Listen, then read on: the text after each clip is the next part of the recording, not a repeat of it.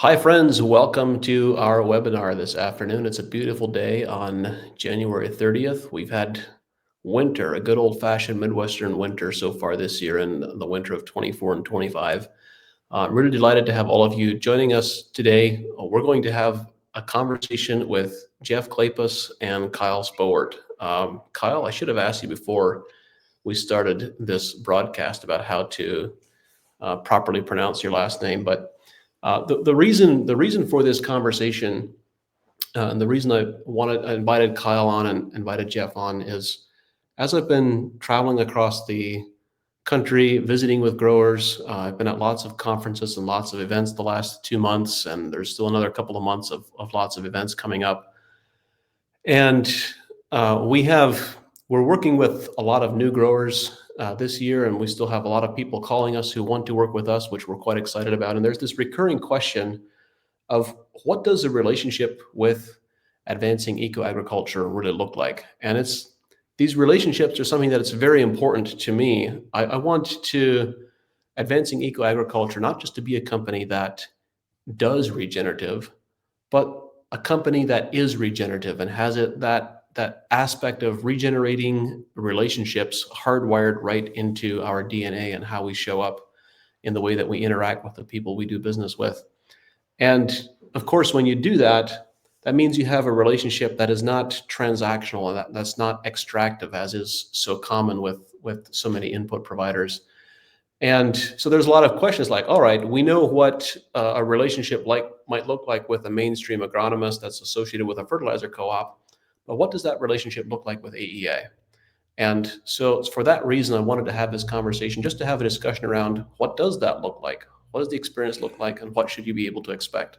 So um, within that framework, Jeff, I'm going to ask you to go first. Can you tell our audience a little bit about your background, the scope of your work, and what's brought you to this conversation?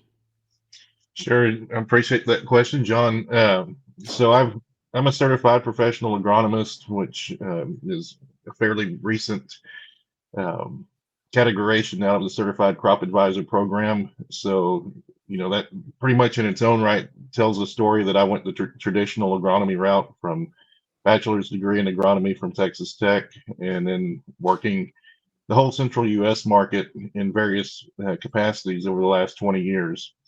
And the last two, now going on three, have been with AEA.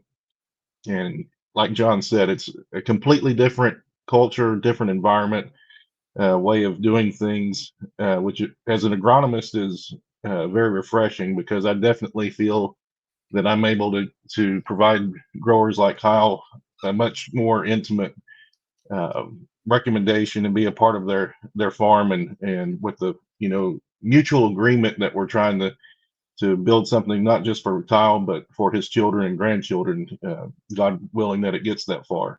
So it's been a pleasure to be in Kyle's agronomist and here with AEA. Thanks, Jeff. And now, Kyle, you're going to be the star of this conversation. So um, thank you for being here. Thank you for being willing to share what your experience has been. Give us a little bit of context of your personal story, your operation, what's the scope of your operation, and then you can tell us a little bit about what it's been like to work with Jeff. Sure. And I want to hear Thanks for all the having juicy stuff because I need ammo for Jeff. Yeah, everybody does, right? No, thanks for having me on. Pleasure to be here. My background is I've been started out in Knoxville, Iowa. Graduated high school down there, so there is a Knoxville in Iowa, and it's not in Tennessee. Um, but we actually started out in high school working on the retail side in grocery. My dad worked for a local company for 42 years. Met my wife in college, and then she dragged me to the farm. We've been farming with my mother-in-law and father-in-law and her side of the family for 12 and a half years now. We have 3 children, and just love every minute of it. Love running the big equipment. Can't get enough of it.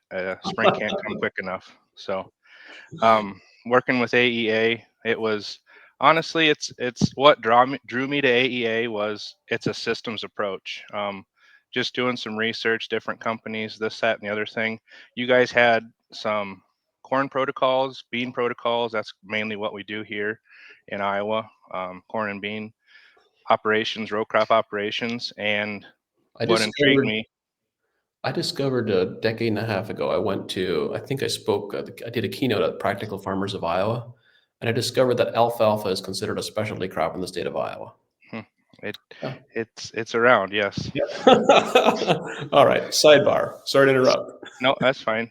So you guys have protocols outlined on your website, and that's really what drew me to the AEA products. Sent an email via the anonymous website app, and then Jeff called me, I think literally a day later, wanting to get to know how he could help on the farm. And then ever since then, I feel like Jeff and I have had a pretty good relationship. I know we talk at least every month, if not every 2 weeks, especially here in the last, I'd say 3 to 4 months.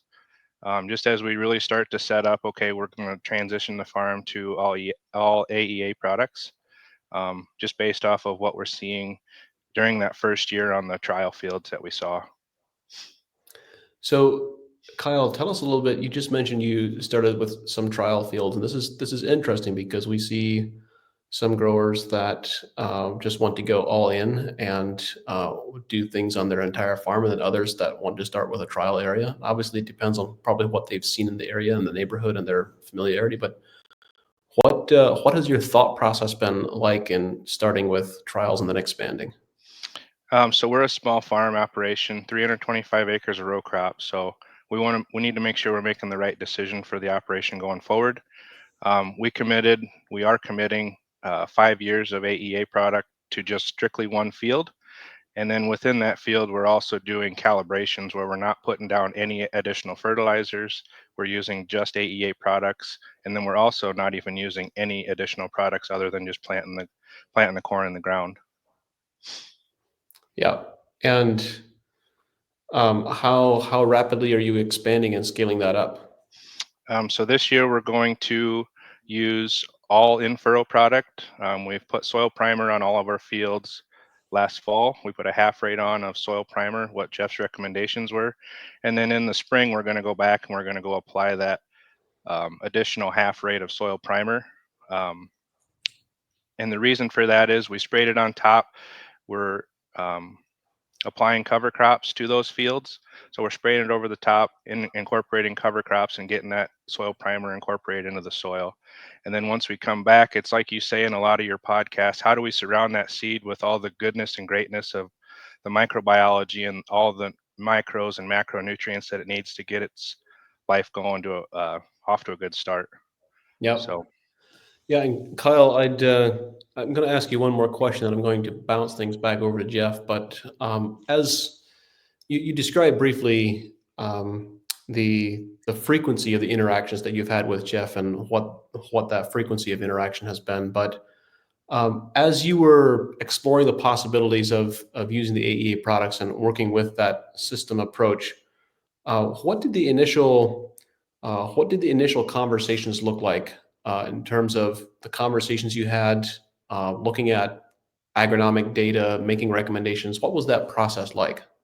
it was pretty easy, honestly. We would have a lot of Zoom calls, send Jeff files of what we currently have done for recommendations as far as nutrient applications. Um, it was really just a back and forth process. I honestly thought it was very great. Jeff was very open and willing to listen to see what our goals were.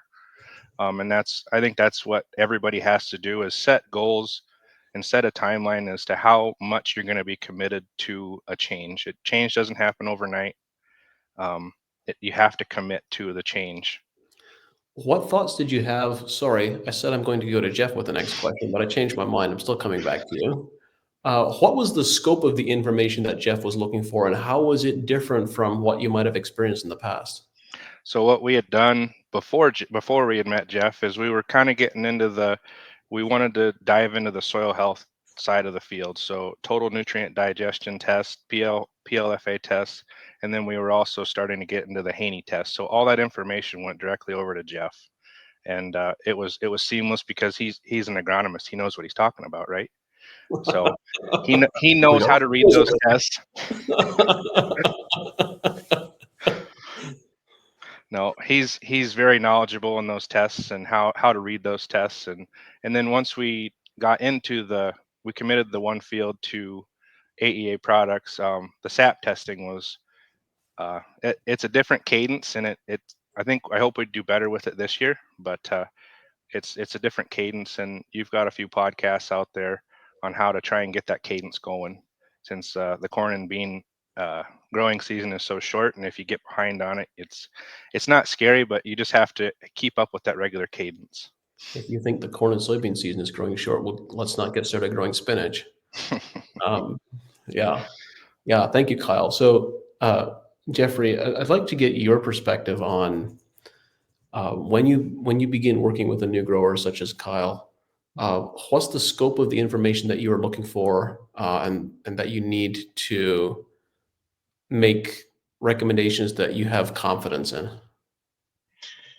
Yeah, I'd say every situation is different. I think that's one thing that's really critical to look at from the start. And I think it's also something that allows AEA in general, someone in my position to consult with someone on the southern tip of Texas or someone in the middle of Iowa like Kyle.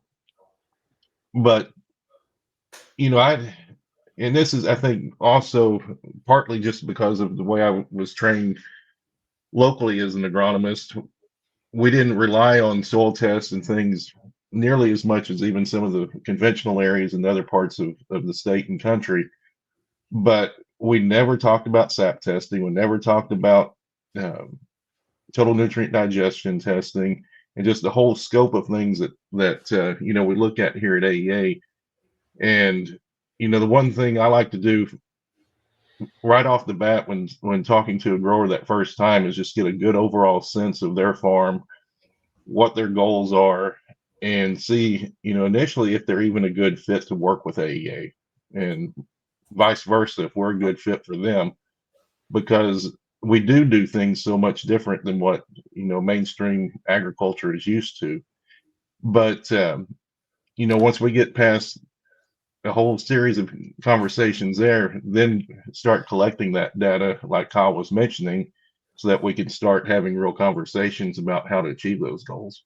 All right, Jeff, you mentioned something. I'm going to put you on the spot now. What makes a grower a good fit to work with AEA or not? Oh, that's a excellent question. I don't know if I've got the right answer. I think the answer could vary to some degree.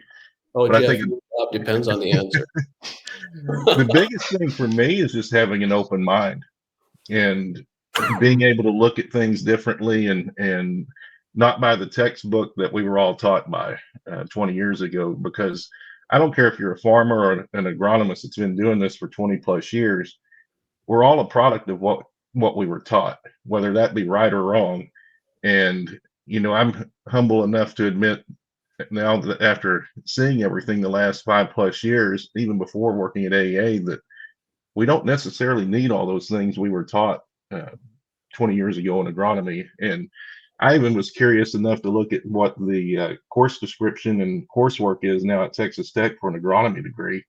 And there's actually biological classes being taught as part of that degree, just as the basic degree plan, which was not something that we were was included when I went through the program. So things are changing slowly. Yeah. Well, I think, Jeff, the point that comes to mind based on what you just said is open-mindedness and curiosity, but also for us, like our nutritional protocols at AEA look different today from what they did even 5 years ago. And I sure hope they look different again in another 5 years from now, because if you don't keep progressing, then you get to rapid stagnation. Yeah. So, Kyle, coming back to you, you spoke a little bit about your SAP analysis and getting into the cadence of that a little bit more. So you are coming at this, you've not used SAP analysis historically. What has been your experience, or not, well, yes, experience, but also what do you think the SAP analysis did for you this last year? What What benefits did you see from it? It showed that you can really adapt to what the crop is actually doing. One thing that stood out to us last year, and we didn't have any SAP data with the uh, soybeans we planted, but one of our local retail agronomists told us that we didn't have the aphid pressure, the nematode pressure that a lot of the surrounding areas did. And I do truly think that is because of the products that we applied. We just kind of went towards the backside of the soybean protocol that you guys have. But I guess getting back to it, what does the SAP do for us? It really opens your eyes, and you can adapt to what the crop's doing. If it's short on nitrogen, if it's short on boron, sulfur, those different things, you can really adapt and react to that. Would you say that the SAP analysis gave you more confidence in what you were doing? Yes. Yep. It tells the story of what the plants are actually seeing and what they're feeling, what they need, right? So we're giving them that direct shot of the nutrient that they're lacking for that time period, and then you can see that react on the SAP test that you take later in the season. Yeah. And Jeff, I'd like to direct a similar question to you. How does, you know, it's tempting to think of SAP analysis as an agronomic tool, that it helps us to manage the nutrition of the crop both in this season and the future seasons. But I'm actually coming to the conclusion or to the perspective that it is a confidence tool. It's a psychological tool as much or more as an agronomic tool, because when you're taking a very different system approach, you're looking at you're looking at nutrition and agronomy from the perspective of biology first instead of biology being ignored. All of a sudden, it's a whole new Pandora's box, if you will, of, okay, is this actually going to work? Does it actually work? Does the plant actually? There's all of a sudden there's a whole world of unknowns because we've not experienced it before. And I'd love to get your perspective, your experience. You came from very mainstream agronomy, and now you're doing very biology centric agronomy. What's been your experience with SAP analysis, and how do you utilize it on growers that you're working with? I think number one, as an agronomist, it keeps you honest in your recommendations. Ah, And the reason I say that is I'll just use a grower without giving their name off. They know who they are if they're listening. But a West Texas grower that good friends with their local chem rep, like most farmers are, nothing wrong with that. But the very first time I took a SAP test at their farm, I'm literally reading it the day that he's on the sprayer spraying foliar nitrogen. That is the go-to application in that area. And they have not ideal levels of nitrogen, not luxury levels of nitrogen, but excessive levels of nitrogen in that field. Yet they're spending money on more nitrogen. So, you look at commodity prices today, why do those types of things? I mean, that's one of the simplest things that a grower can not just save money, but redirect those dollars into something else that's going to help that plant out and get them more bottom line. And, John, you've been around these fields enough to know that this isn't the norm. But where we did that side by side trial where we were looking at those SAPs, and I took SAP on both his conventional and the AEA side of the field. But we were able, just by reducing stress and getting the right nutrition to that plant, we saw a 2x yield increase, which I hesitate sharing that a lot of times because I don't expect that kind of increase, but that shows the power of what SAP can do just by getting the right nutrition into that plant. yeah. Kyle, what was your what did you see with the SAP analysis results that was different from what you expected?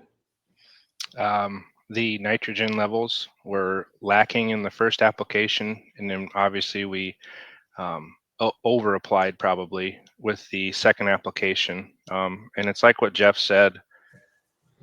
We have to know our budgets this year. It's really tight this year. you've said it multiple times that it's a great, might be a great year to start using AEA products where we're backing off some of the other fertilizers. But knowing your economic data and then how we're actually reacting to that, and then like Jeff said, increasing the bottom line. Yeah, I think more specifically, Kyle, to what you just said, I think it's a great year. Like if biological microbial inoculants specifically microbial inoculants thrive in environments where there isn't surplus and luxury amounts of nutrients being applied. And so if growers are considering moving back, there's no better time or opportunity to test the performance of biologicals. Yep. Yeah. Yeah. So, Jeff, when you think about the relationship that you've had with Kyle and working together, I asked you the question earlier about what makes a good grower to work with. You answered that question of being open-minded and being curious. But as you've worked with Kyle, um, what has gone particularly well? That is, you suggested that we have this conversation with Kyle. Why? Why Kyle? Yeah, I think the biggest thing for me, and Kyle has been in the system a relatively short time compared to others, yet I thought he was a perfect person to talk to on this because I saw him come in with this curiosity, like I was saying at the beginning, and that willingness to change, wanting to learn. And I think the biggest thing is Kyle and I have had really good communication. I think communication is key on how successful these programs can be because when you're looking at the way AEA does things from afar, because we're not on that farm every single week like the local co-op or whoever might be consulting is, the communication is one of the biggest key things. And I think Kyle and I have had really good communication. He shared what's worked, he shares what doesn't work. We go back to the drawing board where we need to.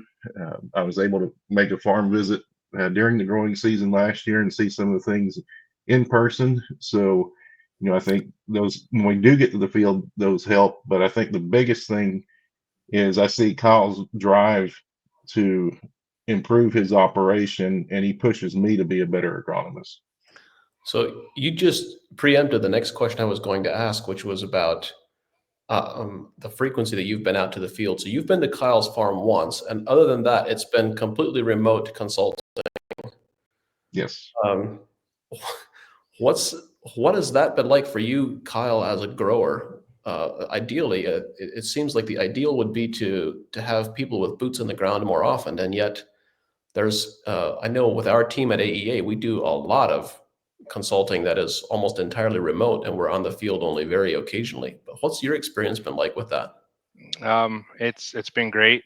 It was scary at first because, like Jeff said, you're not a local co-op that's 10 miles down the road that can come look at my disease pressure or my nutrient deficiencies in the plants, right? But I think it also paints a good story of you guys have such a good handle on what the SAP analysis, what the Haney and the PFLI tests are showing you. From the number side, you can go out and manipulate our plants, our soils from a distance, and from that standpoint, it's been great. I completely have full trust in what Jeff is doing for us. Well, and the other perspective is we have such awesome technology today that we can capture high resolution photos and share them back and forth. I mean, that wasn't even possible to, certainly not to the degree that it is today, even 5 years ago, but for sure 10 years ago. You guys should start flying over our fields. That way you can check them every other day. We'll just send our satellites over. Yeah, you know where our fields are. You just go look at them. And John, Yeah, I think it's important too. Kyle's been gracious in his comments towards me and my ability, but I think it's important for us to also mention that it's not just me that you get when you're working with AEA. It's me talking to our vast team and coming up with a solution together for Kyle. yeah, And Jeff's the cotton boy, right? He's in Texas. We've talked to Jason, and we've also had conversations with David Miller and all the other people. Phil, he's been great too. So it's not just Jeff. He's just the face of the brand right now for me. yeah.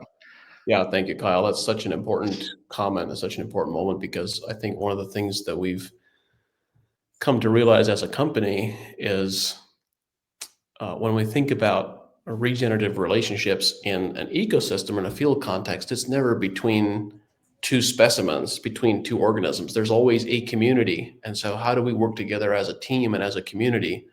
And I think within our team at AEA, we have really started focusing on having every one of our growers being supported by a team and not by individuals, because it's so much more powerful. Yep. Yeah. It really is. Yeah. Well, Kyle, what closing thoughts do you have for people listening? Is there anything that you particularly would like people to know about or to be thinking about if they're considering working with AEA? Make small changes. Don't bet the whole operation on it. I know some people want to go whole hog on it, but in saying that, I feel like from my perspective, I would have the confidence in moving more acres towards the AEA type of regenerative farming that we're doing. Do what you can with what equipment you have. Don't go out and spend a bunch of money on in-furrow, 2x2, different banding solutions. Work with your local neighbors that are right down the road. If they have something that you don't and you want to try something, work with them and see if they'll work with you. And I'm sure they will. They're our neighbors, right? We all work together. And then just make small changes to your equipment as you go along. We've had quite a few learning experiences just with the AEA products themselves. And one of the biggest things is you got to keep it agitated. Buy the mixers before you go out. Putting planter solution in, especially in the spring, it's like a chocolate milk consistency. It needs to be agitated, mixed, along with the rejuvenate, accelerate as well. But take your time. You're not going to go out there your first time applying these products and think you're going to mix a tank up like us. We started small, right? And it took us 3 hours to make the first planter solution batch before we go plant. So take your time, understand that it's going to take some time to work with the product, especially if you're just getting into it. And then as you progress into having more of the systems to handle it and keep things flowing, that was probably the biggest learning experience for us last year. So. Yeah, thank you, Kyle. I think part of your comments on suspension, I think that's true of many products that contain biology and that contain biologicals. And on our end, we're continuing to make progress on making products easier to use, so that there's not any issues with application. So, Jeff, I'll ask the same question of you. What is it that you would like growers to be thinking about if they're considering working with us? Yeah, I would say number one is don't be scared of change. I think the biggest thing when you look at conventional versus regenerative is that it is a change in philosophy, but trust the system, understand it's not necessarily going to happen overnight. It can in some cases, but every field within the same farm can be work a little bit differently. So, give yourself an opportunity to let the system build out through 3 to 4 years and get that full impact. With that said, I always tell a first year grower, we don't expect to go backwards. So, if we're going backwards in a regenerative system, we're doing something wrong. So, we definitely need to look at the whole picture. But like Kyle said, start small, because probably the one place where I see if a grower fails with me in a regenerative system, it's because we tried to make too many changes at the same time. So start with a BioCoat Gold planter solution, something small if you're not confident, and then we can always expand from there. Yep. Wonderful. Thank you, Jeff. Thank you, Kyle. Thanks for being here, for being willing to share your wisdom and your experiences. And best of success in the upcoming growing season. Let's chat again soon. Thank you everyone for being here and for listening, for chiming in.